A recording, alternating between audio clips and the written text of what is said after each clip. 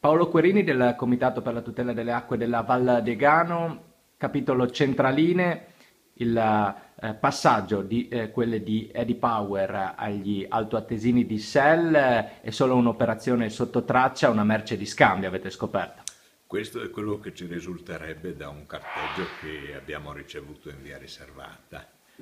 e quindi sostanzialmente alle problematiche che sono collegate alla gestione del ciclo idrico integrato che viene sempre più spostato a valle con la prospettiva alla fine di venire convogliato in un unico collettore. Adesso ci ritroviamo, e tutto questo in tempi brevissimi, anche di fronte alla prospettiva che tutta una serie di infrastrutture che non sono delocalizzabili di fatto passino di mano e quindi escano da quello che è il controllo della nostra regione autonoma. La cosa curiosa è che un'altra regione autonoma venga a controllare le nostre risorse e questo storicamente senza dare delle grosse ricadute al territorio, ma ancora peggio che queste nostre risorse vengano prese in carico dalla società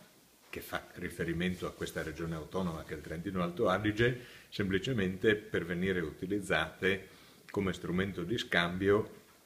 e spedirsi fuori dai piedi una presenza scomoda come quella di Edison, e quindi noi ci ritroviamo di fronte a un processo che è quello che Trentino Alto Adige diventa sempre più autonomo e sempre più padrone delle proprie risorse e per contropartita cede le nostre a una società che è una società a capitale straniero, quindi non siamo neanche più a livello nazionale o di macro regione, ma andiamo a Stiamo parlando di finirla. Edison. Certo.